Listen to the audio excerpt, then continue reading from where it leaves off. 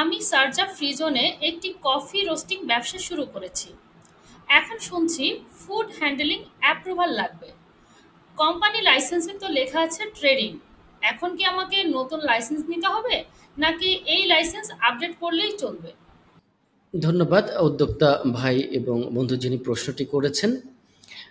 আপনার প্রশ্নটি গুরুত্বপূর্ণ একটি প্রশ্ন যে ফ্রি জোন এবং মেইনল্যান্ড দুটো কনসেপ্ট আমরা সংযুক্ত আরব আমিরাতে নরমালি বিজনেসের ক্ষেত্রে দেখতে পারি।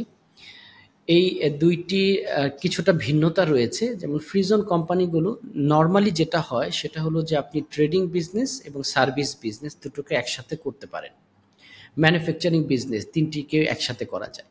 মেইনল্যান্ডের ক্ষেত্রে যেটা আলাদা আলাদা, অর্থাৎ আপনার যদি আউট অফ বক্স হয়, অর্থাৎ যে বিজনেসটি আপনি করছেন সেটির সাথে অন্য আরেকটি অ্যাক্টিভিটি যদি সিমিলার গ্রুপের না হয় তাহলে আলাদা লাইসেন্স করতে হয়। কিন্তু নরমালি ফ্রি জোনগুলোতে আপনি একেক ধরনের আহ, সে গ্রুপের বিজনেসগুলো একসাথে করে একই লাইসেন্সে একই ছাতার নিচে করা যায়।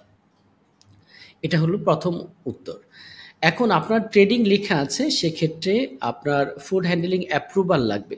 নরমালি যে কোনো অ্যাপ্রুভালের জন্য আলাদা লাইসেন্স নিতে হয় না। এক্ষেত্রে আপনাকে যেটা প্রথম করতে হবে সেটা হলো যে আপনার লাইসেন্সটি দেখতে পারলে আমরা বুঝতে পারতাম যে আসলে কি অবস্থায় আছেন। আপনাকে যেই কনসার্ন ফ্রি জোন অথরিটি আছে তাদেরকে বলতে হবে যে আমি যে বিজনেসটি করতে চাচ্ছি, কফি রোস্টিং বিজনেস অ্যাক্টিভিটিটা করতে চাচ্ছি, এটা কি আমার এই অ্যাক্টিভিটির ভেতরে আছে কিনা, এই লাইসেন্সের ভেতরে এই অ্যাক্টিভিটিটা আছে কিনা। যদি না থাকে তাহলে অ্যাড করে নেবেন, আর যদি থাকে তাহলে আপনি এই লাইসেন্স দিয়েই কাজ করে যেতে পারবেন। সেক্ষেত্রে শুধুমাত্র আপনার ফুড ডিপার্টমেন্ট থেকে যে অ্যাপ্রুভালের বিষয়টা, হ্যান্ডলিং করার অ্যাপ্রুভাল, সেই অ্যাপ্রুভালটা নিয়ে নিলেই হবে আর কি।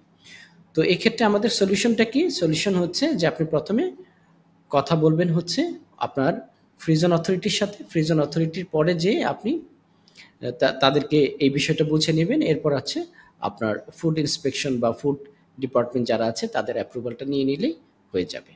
যদি অ্যাক্টিভিটি অ্যানলিস্টেড না থাকে অ্যাক্টিভিটিটা অ্যানলিস্টেড করে নেবেন। আশা করি প্রশ্নটি বোঝা গেছে। ধন্যবাদ।